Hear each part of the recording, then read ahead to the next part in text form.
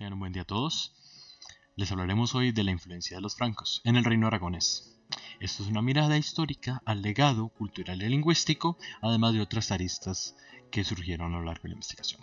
El periodo de tiempo inicia desde el 718 hasta el 1150, con la conformación del reino independiente aragonés y sus inicios. También se efectuará una mirada breve al Aragón contemporáneo. Bueno, las aristas son la religión en primer lugar, ya que la existencia de monasterios inculcados y construidos desde el reino franco carolingio marca un inicio y una pauta para poder rastrear este legado. Además, la lingüística nos habla de un pasado en el aragonés medieval relacionado con el occitano propio del condado francés de este mismo nombre, por lo que puede haber una teorización a partir de este punto. Se desarrollará a continuación. En cuanto a la territorialidad, se trata del valle más septentrional del Ebro, es decir, hacia el norte, entre el río Ebro y la cordillera pirenaica, la zona de estudio, debido a que se encuentran la mayor parte de los condados catalanes y los condados aragoneses que pasarían a formar este reino, luego de la división a cargo del rey Sancho. Bueno, también se habla un poco del aislamiento de esta cultura y los enlaces matrimoniales que hubo con otras coronas. Esto ya en tiempos un poco más contemporáneos, casi cerca del 1400, para entender por qué el idioma aragonés decayó, ya que es conveniente seguir la pauta de este indicador o este factor, ya que el idioma es un indicador de cultura y ayuda a la cohesión social. Finalmente, tal vez se efectúa un vistazo a la realidad contemporánea, con una vista hacia los censos y saber cuántas personas siguen hablando este idioma a día de hoy. Bueno, en primer lugar trataremos el surgimiento de Aragón independiente, la influencia carolingia, iglesia católica y lingüística en un contexto político-económico de consolidación independentista. Bueno, en primer lugar, esta influencia es ya previa a su conformación como reino, ya que la organización franca condal, pese a que no estaba tan centralizada, ya que se trataba de señores locales, debido a su antecedente como feudalidad, era destacable igualmente debido al comercio, ya que los locales del Transpirineo acostumbraban a vender sus productos tanto de un lado al otro, al punto que estaban emparentados incluso a nivel genético y social, ya que las familias podrían residir al otro lado de la cordillera, del macizo pirenaico. Ahora bien, la religión la compartían con los francos debido a que también eran cristianos, al igual que ellos, como lo muestran monasterios muy antiguos que datan incluso desde previos al año 1000, que también construyeron los francos durante su ocupación directamente o que fueron mandados a construir. Luego, posteriormente, los locales siguieron con esta tradición de construir monasterios en el área montañosa de los Pirineos. Ahora bien, esta tendencia independentista de los condes franceses acabó por ser un factor de incidencia para el declive de este imperio, ya que una de las causas, la propia organización condal carolingia y la ineficiencia al momento de incautar impuestos, incautar productos, bienes y demás, provocó también un poco el declive de esta potencia militar. Ahora bien, Enrique Rodríguez Picabeda apunta a que a partir del 785 la ocupación de lugares como Zaragoza y otros lugares que posteriormente se convertirían en taifas por parte de los arábigos incide también en esta conformación de la marca, ya que precisamente la marca se refiere a un condado fronterizo con el fin de establecer como una especie de estado tapón entre el imperio y el avance sarraceno, como lo llamaban los francos. Ahora bien, hasta la desintegración del Emirato de Córdoba, según este mismo autor, en el siglo XI, la influencia que ejercieron estos sarracenos en el territorio propiamente franco y del Valle del Ebro y demás culturas en la península hispánica es innegable, ya que se ven aspectos de la arquitectura, cultura, prácticas, incluso lingüística, ya que aportaron muchas palabras nuevas. Es innegable, como bien destaca el autor. También sustenta que la independencia estuvo sustentada precisamente en el interés de esta gente nativa de los Pirineos por separarse, ya que ellos no se percibían a sí mismos como parte de un contexto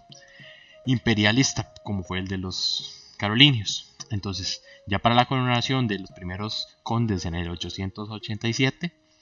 se veía demarcada esta tendencia. Ahora bien, en el ámbito de lingüística se trataba de un idioma literato, como apuntan algunos autores, ya que era un idioma principalmente de eruditos y de clases altas, refiriéndonos al aragonés. Este idioma no despuntó en popularidad en el medievo,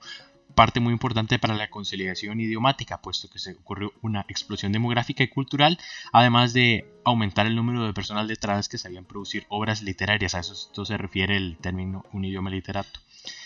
El aragonés no tuvo tantas traducciones como sí lo tuvo el castellano de lenguas antiguas y libros, por lo que perdió un poco popularidad este ámbito.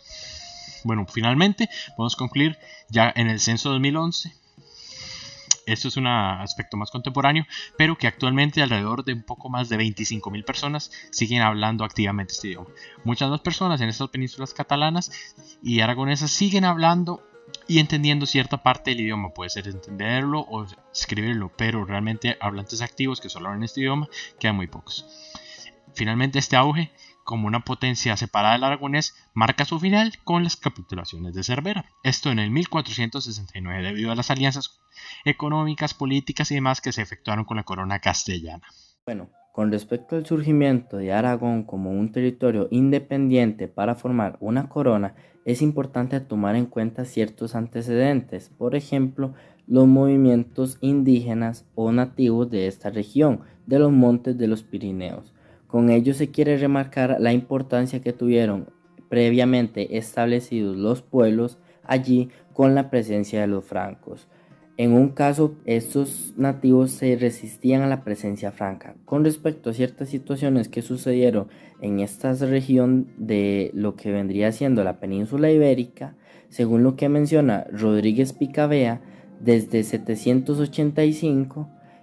a partir de este año es que los francos comienzan a tener presencia en el territorio para la defensa de estos pueblos ante la expansión del Islam. Con respecto a ello, para entender un poco la independencia de la corona aragonesa, es importante conocer cuáles fueron las influencias del territorio franco en cuanto al dominio de este territorio. Por ello queremos destacar a la parte de la Iglesia Católica como un factor que produciría un tipo de organización, además del sistema que venía implementando, que vendría siendo un tipo feudal de los francos. En este caso, uno de los mayores afluentes fue la organización de monasterios que existía previamente a la estabilización del imperio de los francos en este territorio. Es por ello, a partir de la coronación de Ramiro I, es que estos territorios que anteriormente estaban divididos en condados en lo que vendría siendo la parte norte de la península ibérica, que estos condados o estos territorios tendrían el nombre de Ribagorza, Sobrarbe y Aragón. De esta forma, estos tres territorios muy importantes para la formación de la corona vendrían a tomar movimientos desde los nativos, además de de los franceses que ya habían tomado una cierta identidad con ese territorio, estableciendo así desde épocas preliminares lo que vendría siendo la nueva formación de la corona de Aragón. Uno de los mayores ejemplos de la influencia previamente antes de los francos con respecto al territorio de Aragón es con respecto a la iglesia de San Pedro el Viejo de Huesca, que se construyó al lado del monasterio de San Pedro, esto estableciendo una influencia de la iglesia ya como institución y no como un movimiento religioso. De ahí, a partir de ahí es donde se logra evidenciar la influencia de los francos, de la iglesia católica en la independencia de la corona aragonesa. En esta parte del video vamos a hablar sobre el origen e importancia de Aragón como marca y reino durante la ocupación musulmana en España. Aragón, antes de la invasión musulmana, era un condado, pero a partir de esta invasión se logró consolidar, ya que era un territorio de paso entre la Europa de los francos y la España musulmana, es decir, se convirtió en un lugar donde habían relaciones sociales entre estos grupos. La influencia carolingia surge a partir de los monasterios fundados en el siglo IX, pero esto no quiere decir que no había presencia desde antes de esta población, pero que se consolidó en ese tiempo, como lo expresa José Luis Corral Lafuente en su artículo El proceso de centralización de los monasterios aragoneses entre el siglo IX y siglo X, que dice: la reestructuración de los carolingios a lo largo de la cordillera fue acompañada de la colonización eclesiástica y principalmente de la atención que recibió el monasterio de San Pedro de Ciresa. La zona de Aragón y de los Pirineos se caracteriza por un terreno montañoso y de difícil transitar, lo cual propició que los musulmanes no pudieran avanzar más allá de estos terrenos, por lo cual en estos territorios los francos pudieron controlar el avance musulmán y se estableció la ya mencionada marca hispánica, que se dividió en otras marcas, como por ejemplo la marca superior, que tenía como capital Zaragoza, que eso es en la parte de Aragón. Durante la Aragón musulmana, la población dominante fue la árabe. Debido a que al ser una zona fronteriza, estos no confiaban en que otra población estuviera ahí, debido a los conflictos internos entre los árabes, los bereberes, caicíes y calvíes. Además de los conflictos ya mencionados, se da la caída de los omeyas en Oriente y el norte de África, lo cual dio origen al califato independiente de Córdoba y propició que se diera un descontento en los habitantes de esta zona y facilitó a que los francos tomaran partida en este territorio de Aragón. Los francos se aprovecharon de los conflictos entre los musulmanes para ampliar la marca hispánica durante el siglo IX, como ya lo menciona la publicación del Instituto Fernando el Católico en el libro Historia de Aragón I, Generalidades, que dice: por estas mismas fechas el conde Guillermo de Tolosa, ampliando hacia el oeste la marca hispánica, se anexó la Ribagorza, y otro conde carolingio, Aznar I, recuperó el enclave de Sorarbe, si bien por poco tiempo. En tiempos posteriores surge la figura de Ramiro I, quien es conocido como el principal gobernante de Aragón, ya que gracias a él se pudo anexar los territorios de Sobrarbe y Ribagorza, como ya lo dice Jerónimo Zurita en el libro Anales de la Corona de Aragón. Se dice: Ramiro I, según las crónicas, fue el hijo mayor de Sancho el Mayor, además de que se decía